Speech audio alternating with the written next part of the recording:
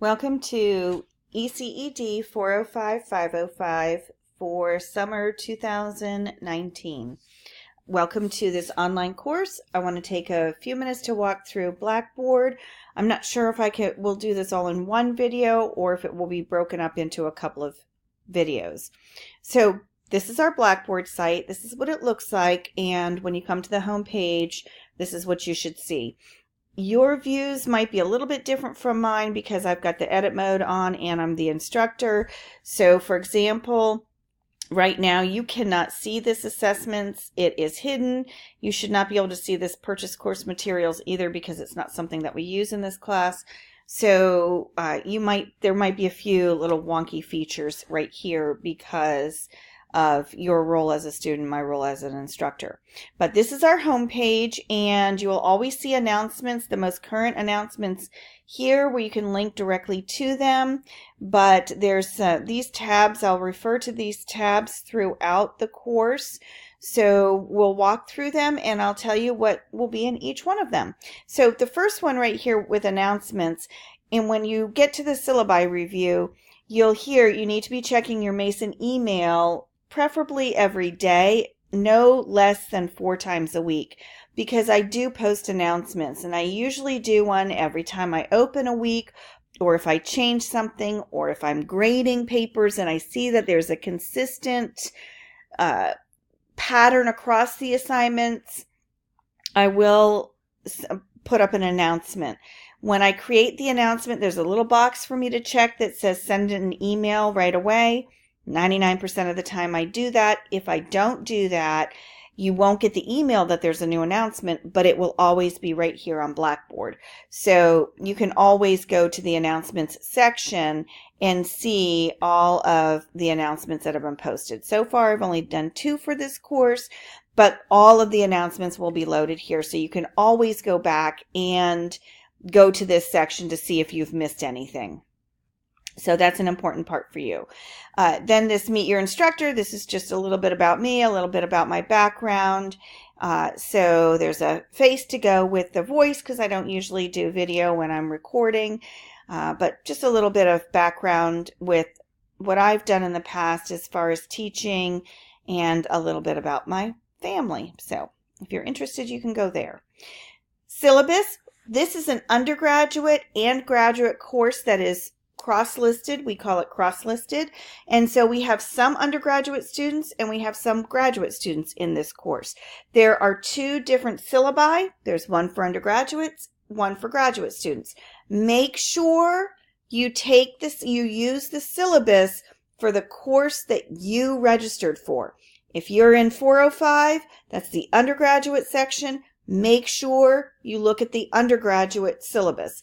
If you registered for 505, that's the graduate course. Make sure you use that syllabus. They are a little bit different. The points distribution and assignments are a little bit different for undergraduate versus graduate. So make sure you get the right syllabus. I can't stress that enough. So also, I will be uploading a course overview. I'm not finished with it yet, but it will have all 10 weeks on it. It has the content that you're going to be learning, your readings for each week, your discussion boards for each week, and your assignments that are due each week. So some people like to, it just takes all the information from the syllabus and puts it in one chart. So it might be helpful for you. It might not. Use it if you like it. Don't use it if you don't like it. So that should be coming in the next week or so. I should have it finished. I just have one more section to do on it. So this is the syllabus tab of Blackboard. Weekly modules. This is where all your content will be. Right now, I have just 1 week. My plan is to get all of the weeks up very soon. Usually when I teach this class online, I only open 1 week. As we move through the semester, I open 1 week at a time so that I don't overwhelm you, and I don't want you to be overwhelmed with all the information. For this course this summer, I have some students who are taking multiple courses, and so I'm going to open up the entire semester at one time or in big chunks over the next week or two. So very soon you will have the entire course open and for the summer and online. So you need to pace yourselves. I'll send you emails at the very least weekly, if not more than once a week, reminding you to keep up and what's due, etc. So make sure that you're paying attention and that you're staying on track. But I will open, this is the first time I've done this, but I'm going to open up the course all at once and let you access the material at your own pace. It is very important that you don't just do the assignments in this course. This is a very important course. There are a lot of responsibilities that come with completing this course in the field of early childhood special education. You need to make sure that you're walking through all of the material that's on here. It's going to be there.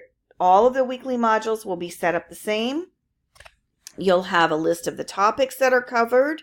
You're going to have the learning outcomes. You'll have a list of the readings, and you'll have what's due. I put this in multiple places, in multiple different ways, so hopefully I hit everybody's learning style or almost everybody's learning style. So it's on the syllabus, it will be on the course overview, and it will be here on the front of the weekly module or for the week, all of the weekly work. So when you click on the module, you will see that there are several learning modules. And again, this is what you're going to see for the content for every week. There's week 1, we talk about an introduction to the course. So here's some information about early childhood special education. I do use the material from semester to semester.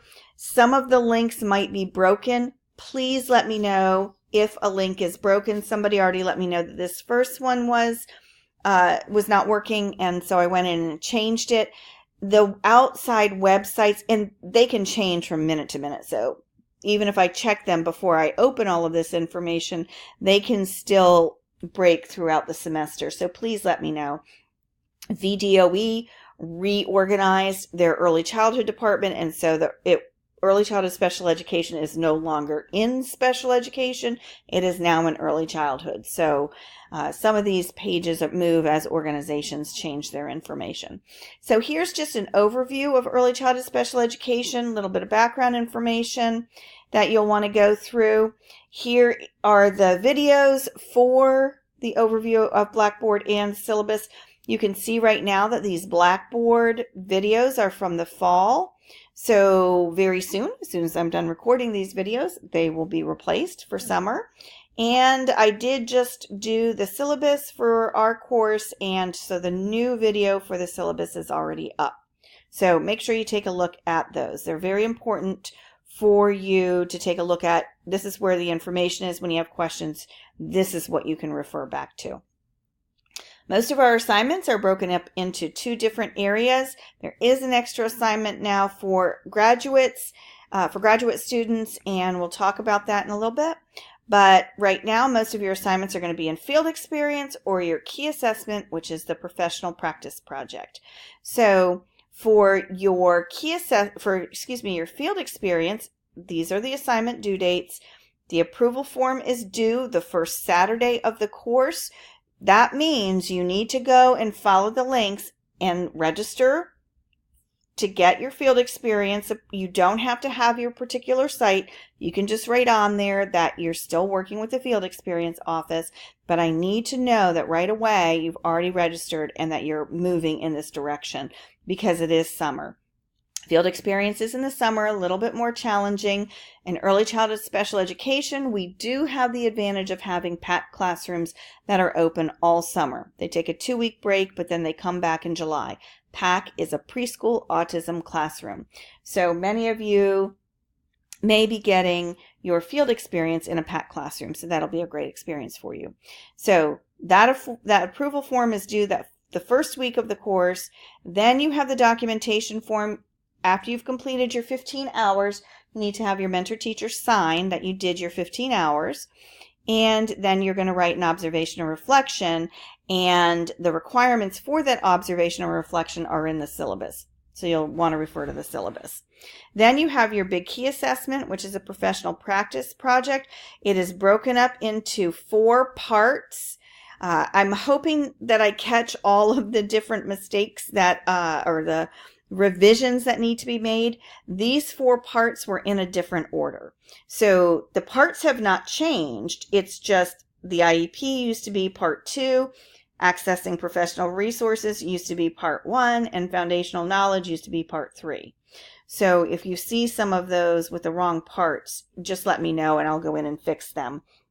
I'm in the process of updating some things.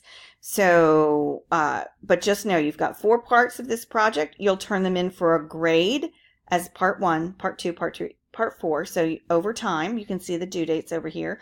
You'll turn each in for feedback, and at the end of the course, you put all 4 parts together and you turn it into TK20, which we'll talk about in a minute. And this is your key assessment. So you have to turn in the parts for a course grade, and then at the end, you turn in the full project to TK20 to be assessed on the rubric that's at the end of the assignment on the syllabus. And you have to be at meets or exceeds expectations. If you're not, you have to go back and revise it. So when I'm grading each individual part, I will give you feedback, and I will say, prior to the final submission, these revisions are suggested. That means do it now or do it at the end of the course. So please make sure that you're reading your feedback very carefully, because you might have to make revisions before you get your final grade at the end of the course. And I think that's about it for the introduction. So let's go back to week 1, and then we're going to start getting into content.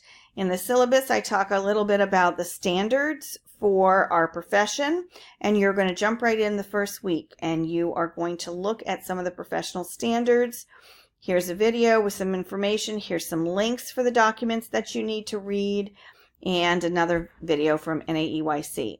So again, this is where the content starts to come in with these modules. You're also going to talk about the history and legislation that brought us to early childhood special education. And so for week 1, you're going to walk through this information. Now remember, each course, each week in this summer session, you're taking a 14-week or 15-week course in 10 weeks. So you need to be committing at least 3 hours a week to the content that's in these modules. That doesn't include your readings. That doesn't include your assignment. So when you see all of this information posted and all of these links and all of these videos, you're required to do those, because this is in lieu of going to a 2-hour and 40-minute class every week. So the content that's on here is lengthy, but it's as if you were going to a face-to-face class. So keep that in mind if you start going, I don't want to click through all this information and listen to all of this. This is what you would be doing in class. So you need to make sure you walk through all of the information that's on here. So you'll just, and again, this is the format for every week. You'll see the different learning modules that cover the different topic areas. We also do a professional learning community in this course. This is what you will see happening in the schools when you go into the schools, and when you're working as a teacher in a school. Often you are engaged in a PLC for professional development or for additional learning. So we start that here in this course, this introductory course, and you'll see some of the background on what a PLC is and how it's used in collaboration with others, etc. And then when you are working in your PLC to work on parts 2 and 3, here are your groups, and we'll talk about it a little bit more in the next video when we talk about the assignment section. But here are your groups for this semester, and just a little bit of information about your PLCs. So I'm going to stop this video here and pick it up with the discussion board in the next video.